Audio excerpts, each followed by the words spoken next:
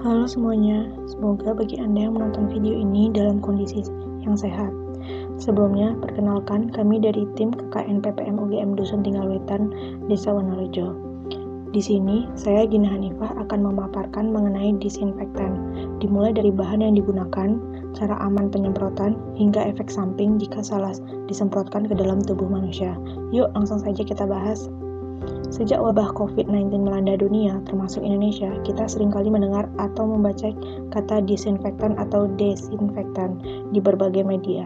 Karena kabarnya, cairan ini bisa mematikan virus corona yang menempel di berbagai permukaan benda di sekitar kita. Disinfektan adalah bahan yang digunakan untuk melaksanakan disinfeksi. Seringkali sebagai sinonim digunakan istilah antiseptik. Tetapi pengertian disinfeksi dan disinfektan biasanya ditujukan terhadap benda-benda mati, seperti lantai, piring, dan pakaian. Disinfektan bekerja dengan cara yang berbeda-beda, tergantung pada zat yang terkandung di dalamnya. Disinfektan dapat bekerja dengan cara merusak RNA atau DNA virus, menghilangkan lapisan lemak, ataupun langsung membunuh virus, sehingga membuat virus corona cukup lemah dibandingkan dengan norovirus yang merupakan virus tanpa selubung dan virus-virus lainnya yang memiliki cangkak protein yang lebih kuat. Objek penyemprotan. Cairan disinfektan bisa disemprotkan ke segala penjuru bagian rumah atau lingkungan sekitar rumah seperti pagar, lantai, meja, gagang pintu, kendaraan. Sementara itu, untuk produk elektronik yang juga dimungkinkan menjadi tempat hidup virus seperti ponsel, tablet, dan gadget, karena sangat sering disentuh. Namun, jangan semprotkan disinfektan ke permukaannya, karena hal itu bisa saja membuat produk-produk elektronik tersebut rusak. Cukup dilap saja sedikit cairan disinfektan menggunakan kain tipis atau tisu. Selain disinfektan, bisa juga gunakan cairan alkohol dengan kandungan 70%.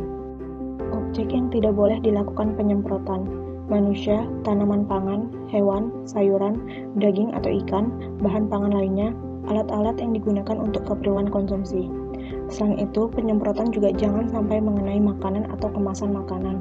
Keduanya tidak perlu disemprotkan disinfektan, karena hingga saat ini tidak ada bukti yang menunjukkan makanan dapat menularkan virus corona. Bahan kimia yang umum digunakan sebagai disinfektan: klorin dan turunannya, formalin, alkohol, iodin, hidrogen peroksida, senyawa kuaternari amonium, senyawa fenol. Agar lebih aman, proses disinfeksi atau penyemprotan disinfektan ke permukaan benda-benda yang rentan terpapar kuman sebaiknya menggunakan sarung tangan.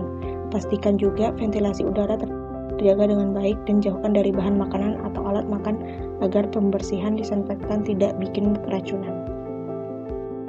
Waktu kontak dan konsentrasi minimal disinfektan untuk membunuh coronavirus: etanol 70% 10 menit, isopropanol 70% 30 detik, benzalkonium klorida 0,2% 10 menit, sodium hipoklorit 0,2% 30 detik, hidrogen peroksida 0,5% 1 menit, formalin 1% 2 menit, betadin 1% 1 menit. Cara aman melakukan penyemprotan. Sewaktu membersihkan rumah atau melakukan disinfeksi pada benda-benda, jangan lupa untuk menggunakan kacamata, masker, dan sarung tangan guna melindungi kulit dari paparan bahan kimia. Paparan bahan-bahan kimia dalam disinfektan dapat menyebabkan iritasi atau alergi pada kulit, apalagi bila paparan ini terjadi secara terus-menerus. Kemudian, lakukan penyemprotan pada benda mati. Hal terpenting adalah jangan ke makhluk hidup. Jauhkan dari anak-anak pada saat penyemprotan, agar tidak dijadikan mainan oleh anak-anak. Simpan sisa larutan di wadah tertutup dan aman dari jangkauan anak-anak supaya tidak terminum oleh anak-anak. Jangan mencampurkan larutan disinfektan satu dengan yang lainnya. Jangan asal campur, lihat bahan terlebih dahulu. Dan perkirakan reaksi kimia yang terjadi jika mencampur kedua bahan yang berbeda tersebut. Yang terakhir adalah cuci dengan sabun APD yang telah digunakan. Pastikan juga cara penggunaan cairan disinfektan pada permukaan benda sesuai dengan petunjuk yang direkomendasikan pada label kemasan produk. Efek buruk penyemprotan disinfektan pada manusia: iritasi saluran pernapasan seperti asma dan penyakit paru obstruktif kronis, peradangan kulit berupa kulit kering, pecah-pecah dan gatal, dan iritasi mata yang bisa menyebabkan kebutaan. Jika terpapar bahan disinfektan, bilas dengan air bersih dan berikan obat antiinflamasi. Penggunaan benzalkonium klorida sebagai disinfektan. Salah satu bahan yang dapat digunakan sebagai disinfektan adalah benzalkonium klorida.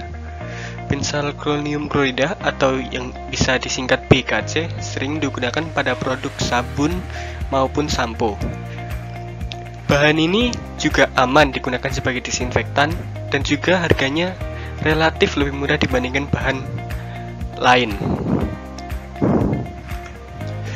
Ini adalah salah satu dari beberapa BKC yang tersedia di pasaran. Penggunaan benzalkonium. Untuk penggunaannya sendiri, tinggal mencampurkan 6 cc benzalkonium dengan 1 liter air bersih. Setelah itu, tinggal diaduk atau digoyangkan saja larutannya agar tercampur dengan merata. Dan jika bisa jangan dikocok karena akan menimbulkan busa. Setelah larutan dirasa sudah tercampur dengan merata, selanjutnya larutan tersebut dapat disemprotkan ke tempat-tempat yang diinginkan, seperti gagang pintu, dapat juga di pagar, dan tempat-tempat lain yang diinginkan. Sekian video dari kami. Selalu jaga kesehatan, jangan lupa cuci tangan, dan gunakan masker. Terima kasih.